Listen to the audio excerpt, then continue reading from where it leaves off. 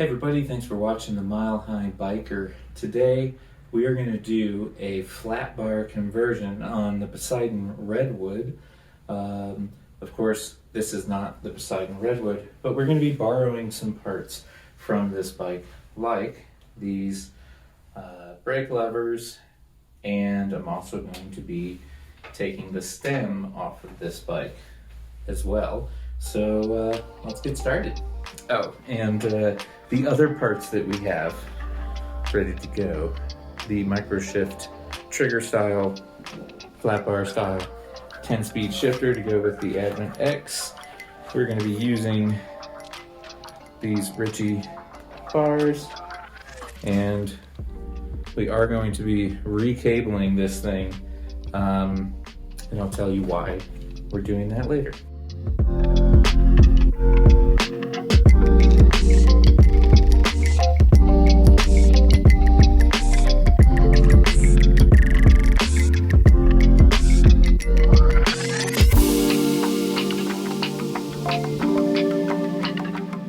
Let's take one more look at its stock drop bar form.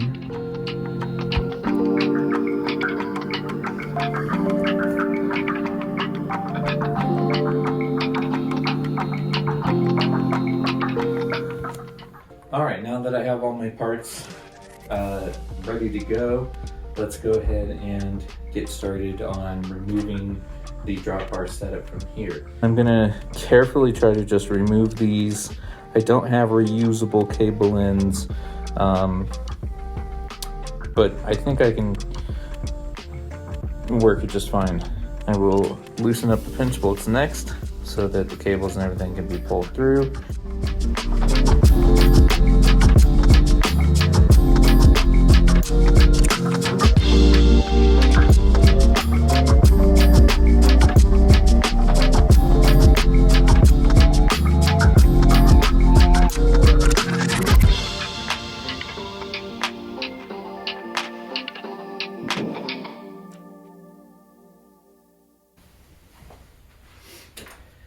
Alright, so the prep work of getting everything disconnected is now done.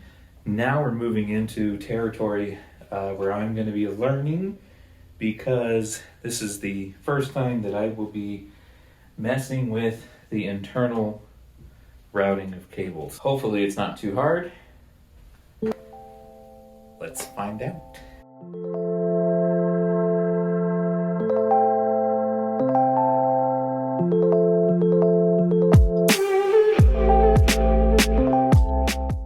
Alright, again, when I get to the step of removing the stem and handlebars, I like to have it on the ground so I don't have to worry about anything falling off here.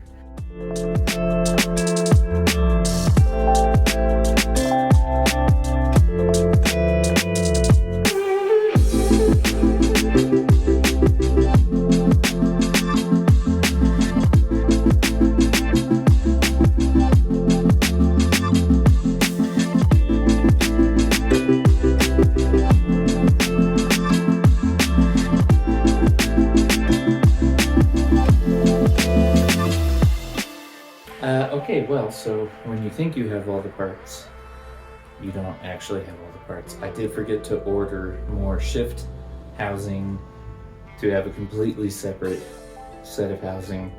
So I'm just going to reuse the shift housing that was on there. It's super long. I think it'll work just fine.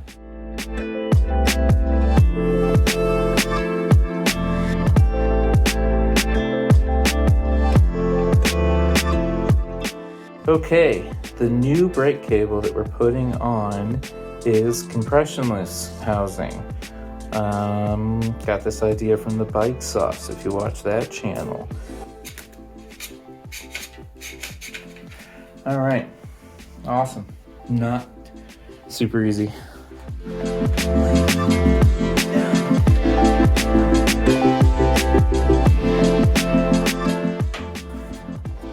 Okay, so sorry I did not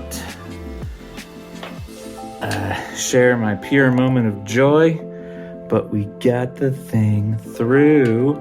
I had to use this tool. It was like pointing, the cable was pointing up, and there's a little, in here, there's a little lip, and so it was like catching on that. So I had to get up in there with that tool and push it down so it would slide out, but there we go. Now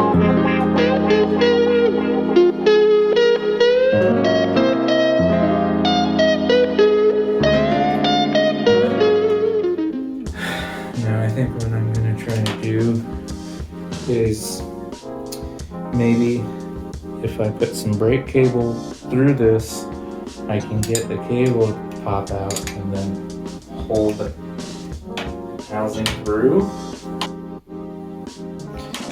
All right, so once again, I did not get it on film, but I finally got this sucker routed by putting the cable in, which is now backwards, so I gotta pull it out. But the housing is in there.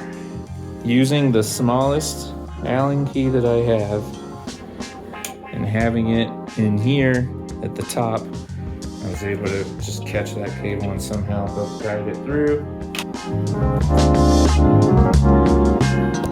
All right, yay! All of the internal cable routing is done.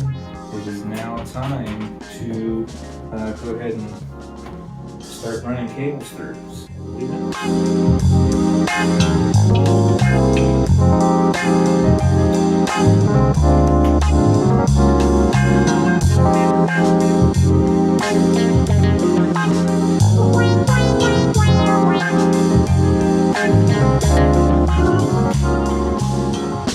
Alright, so I'm super excited to have the flat bars on there.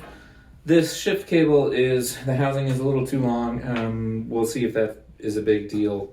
I might adjust that later, and then just when I put the drop bars back on, I'll just get new shift cable housing so it has its own.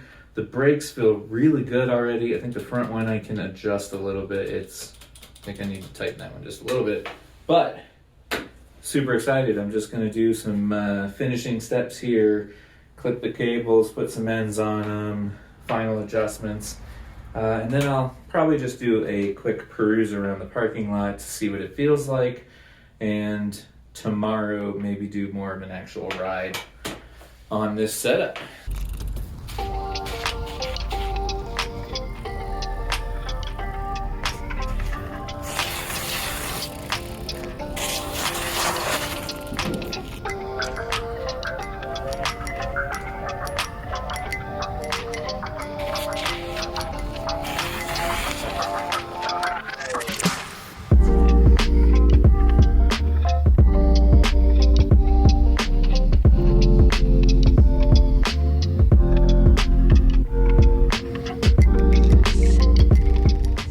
We got the flat bars on there. It feels really good.